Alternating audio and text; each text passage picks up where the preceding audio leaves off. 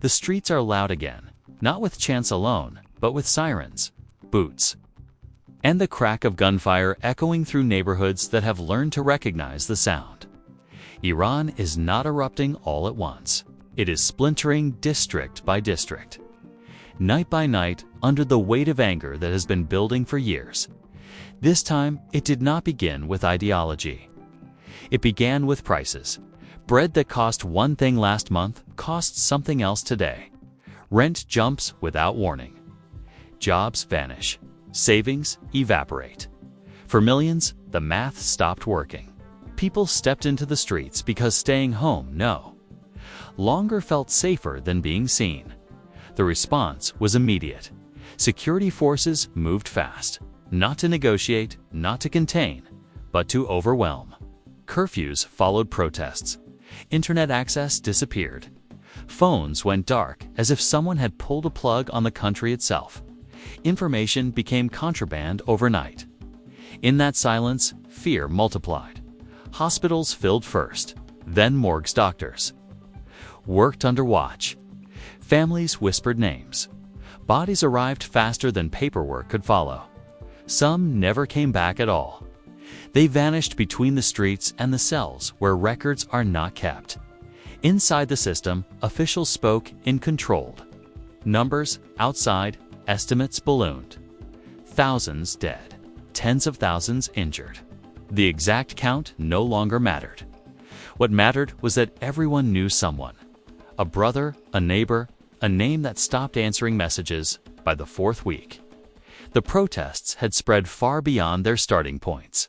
Major cities, smaller towns. Places rarely seen on international maps.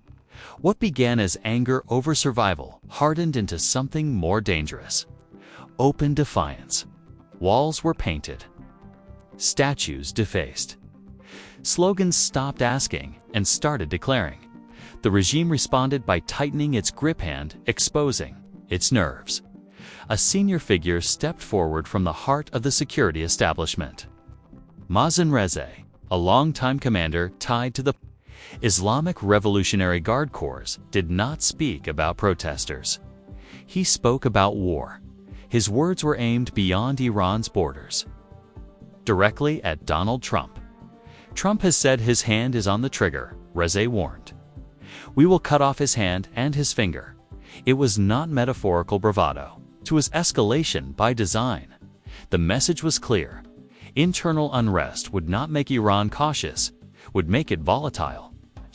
Any strike, any intervention, any miscalculation would be answered far beyond Iran's streets. U.S. positions in the region, Reza suggested, would not be safe. As the streets burned, the rhetoric leaped outward. Inside Iran, the cost kept rising. Lawmakers admitted thousands of security personnel were injured, a quiet acknowledgement of the scale of resistance. Protesters, meanwhile, continued to come out despite the blackout. Despite the curfews, despite the certainty that cameras were watching even when the internet was not, fear changed sides. Families of the dead reported intimidation. Hospitals worked under pressure. Medical staff learned which questions not to ask. The blackout that was meant to smother unrest instead deepened it. Without information, rumors spread faster than facts. Every night felt heavier than the last. And beyond Iran's borders, attention sharpened. Diplomats began to speak in cautious tones. Rights groups sounded alarms. An emergency session of the United Nations Human Rights Council was called to address the violence. Pulling the crisis onto a global stage, the regime did not want. Tehran now faced a narrowing corridor, crush dissent at home and risk total isolation abroad, ease up and risk collapse from within. There was no comfortable option left. As protests continued, the leadership began gathering evidence, preparing legal cases, accusing the United States and Israel of responsibility for the unrest. It was a familiar move. Turn inward pressure outward. Frame domestic collapse as foreign interference. But narratives struggle when bodies keep appearing. The danger was no longer theoretical. A state under internal siege does not behave predictably. Threats grow louder, lines blur. What begins as crowd control can slide into something irreversible. The world watched as two timelines converged. On one, Iran burned from within its people, pressing forward despite the cost. On the other, warnings hardened into ultimatums, dragging Washington and the region closer to a confrontation no one could fully control. Iran was no longer just protesting, it was testing the limits of what happens when a system under pressure decides it has nothing left to lose. Silence became the weapon. When the internet went dark across Iran, it was not chaos that followed, it was control. Messages failed. Videos stopped uploading. Calls dropped mid-sentence. A nation learned how quickly modern life collapses when connection is cut. In that darkness, the state moved freely. Security forces did not need to hide anymore. There were no live streams, no viral clips spreading in real time, no external eyes watching every decision. Streets were cleared block by block. Curfews were enforced with force, not warnings. Detention centers filled faster than names could be recorded. People disappeared into systems designed to leave no trace. Inside hospitals, doctors learned to work around silence. Injuries told their own stories: gunshot wounds, blunt trauma, burns, but paperwork was thin. Some victims were never officially admitted. Others were treated and released into fear, warned not to speak, not to ask, not to return. Families waited. Outside emergency rooms that no longer answered phones, numbers leaked anyway. Independent medical networks began whispering estimates that dwarfed official statements. Tens of thousands wounded, thousands dead. The regime countered with lower figures, careful language, selective admissions. But the gap between versions grew too wide to ignore. Truth became fragmented, and fragmentation breeds anger. Protests adapted. Without coordination tools, they became more spontaneous, harder to predict. Flash gatherings erupted, dispersed, reappeared elsewhere. Walls spoke when phones could not. Graffiti replaced hashtags. Word of mouth outran censorship. The state answered with escalation. Armored vehicles rolled into neighborhoods that had never seen them. Checkpoints multiplied. Surveillance intensified. The presence of the Islamic Revolutionary Guard Corps became more visible, less symbolic. This was no longer crowd control. This was containment. Inside the regime, pressure mounted. Publicly, officials projected confidence. Privately, the situation was bleeding resources. A senior lawmaker acknowledged that thousands of police and security personnel had been injured. That admission mattered. It revealed that resistance was not symbolic, it was physically taxing the system. A state built on fear was discovering its limits at the same time. The rhetoric toward the outside world sharpened further. The message was consistent. Iran under threat would not retreat, it would expand the battlefield. Senior commanders spoke openly about regional consequences. Any strike, they warned, would not stay contained. U.S. military positions across the Middle East would be exposed. Allies would be drawn in. Supply lines threatened. The language was deliberate, meant to remind Washington that pressure on Tehran never stays local. This was aimed squarely at Donald Trump, whose statements about having his hand on the trigger had already inflamed tensions. Inside Iran, that external framing served a purpose. It allowed the leadership to recast domestic unrest as foreign-driven chaos. Protesters were labeled agents. Dissent became sedition. The narrative shifted from economic desperation to national survival. But narratives have limits when grief is personal. Families of the dead reported intimidation. Funerals were monitored. Mourning itself became suspect. In some cases, burials were rushed, restricted, or controlled. The state understood the power of collective grief and moved to fracture it. Yet the protests did not end. They thinned in some places, flared in others. What they lost in visibility, they gained in persistence. Each night carried uncertainty. Each morning brought new rumors. In the absence of information, imagination filled the gaps, and imagination often runs darker than reality. Beyond Iran's borders, concern hardened into action. An emergency session of the United Nations Human Rights Council was scheduled. The language was careful but unmistakable. Alarming violence, credible reports, urgent scrutiny. For Tehran, this was dangerous territory. International attention narrowed options, crack down harder, and risk sanctions. Isolation, escalation, ease, pressure, and signal weakness at the worst possible moment. Neither path offered safety. The regime began preparing legal offensive accusations against the United States and Israel. Claims of orchestration, promises of accountability. It was an old playbook, but now deployed under extreme strain. The deeper truth was harder to admit. States under internal siege behave differently. Decisions accelerate. Red lines blur. Threats are issued not because leaders want war, but because they fear losing control more than they fear consequences.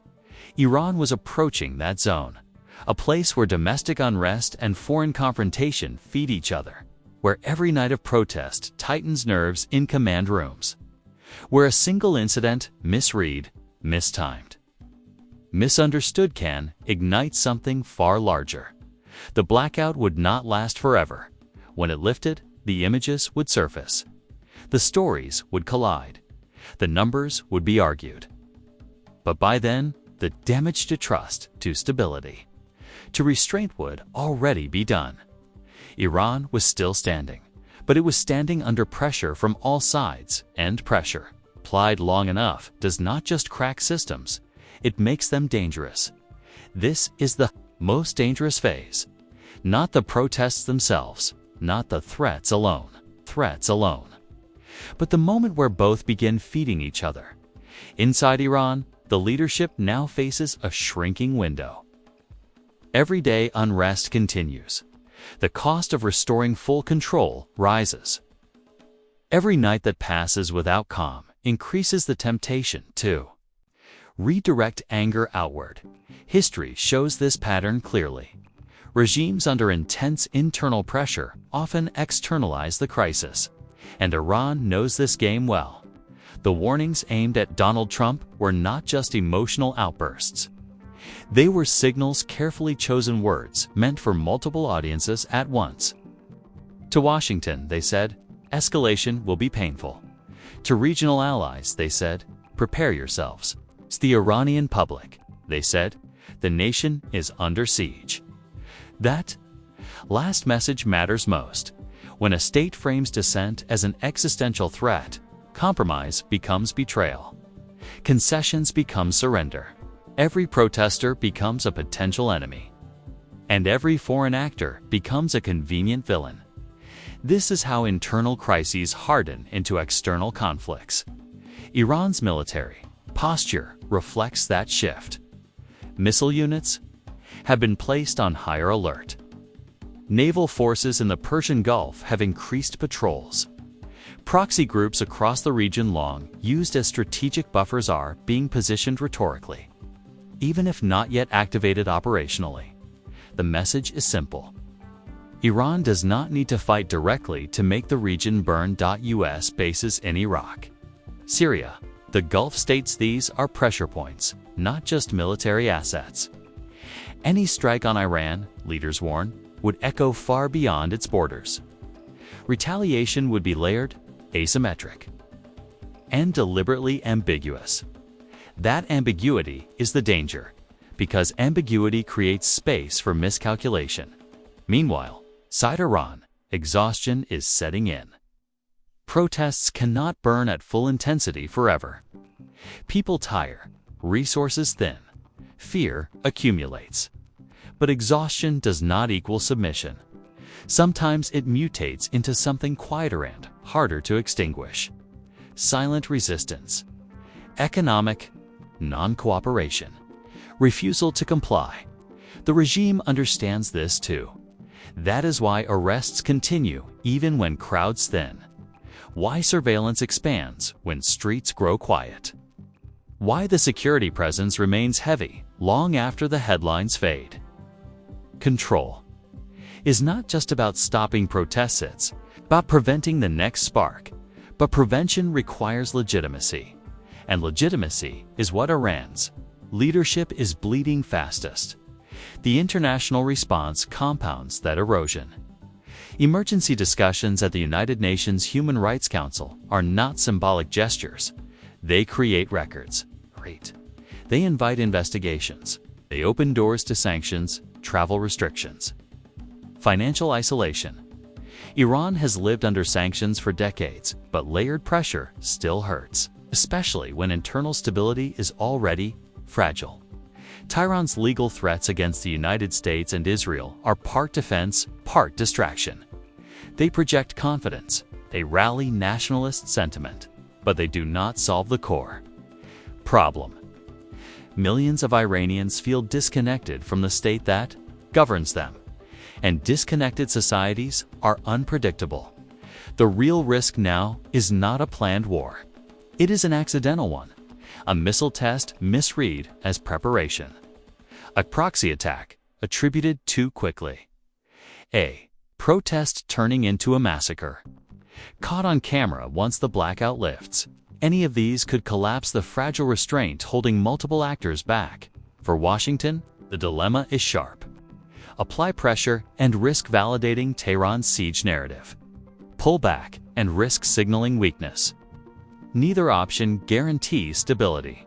Both carry consequences. For Iran, the dilemma is existential. Continue repression and deepen isolation. Or loosen control and risk unraveling authority. History offers few examples where such moments resolve cleanly. Most end in rupture. The question is timing. How long can Iran maintain internal suppression while posturing externally without triggering a chain reaction it cannot stop? How long can foreign powers watch without intervening? And how long can a population absorb violence, silence, and fear before something breaks completely?